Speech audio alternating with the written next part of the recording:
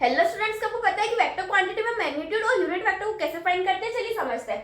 तब तक हम देखते हैं कि वेक्टर क्वांटिटी होता क्या, फिर हम देखेंगे कि मैग्नीट्यूड और यूनिट वेक्टर को हम कैसे फाइंड करते हैं। तो वेक्टर क्वांटिटी हमारे पास में ऐसी क्वांटिटी होती है जिसमें हमारे पास मैग्नीट्यूड और डायरेक्शन दोनों होते हैं, ठीक है। तो quantity which have both magnitude and direction is called as the vector quantity. इसको हम रिप्रेजेंट करते हैं एरो के साथ में। किस तरह से?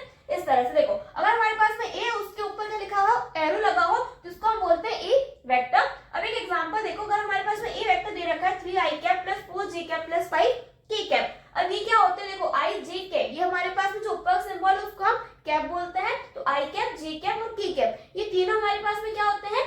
यूनिट वेक्टर्स होते हैं। तो जिसमें जो हमारे पास i कैप होता है वो x डायरेक्शन को डिनोट करता है, j कैप जो होता है y डायरेक्शन डिनोट करता है, जो k कैप होता है वो हमारे पास में z डायरेक्शन को डिनोट करता है, ठीक है। और इनके जो हमारे पास में कोएफिशिएंट्स है 3, 4, 5, ये क्या होते हैं?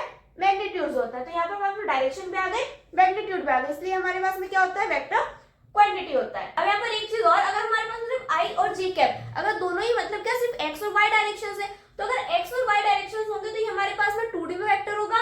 अगर हमारे पास में i j कैप तीनों है, मतलब x y z तीनों डायरेक्शन है, तो वो काइंड में होगा 3D में होगा, ओके। अब हम देखते हैं कि मैग्नीट्यूड को हम कैसे फाइंड करते हैं। मैग्नीट्यूड को हम इस तरह से डिनोट करते हैं। तो मैग्नीट्यूड को हम इस तरह से लिखेंगे। फाइंड क्या करेंगे?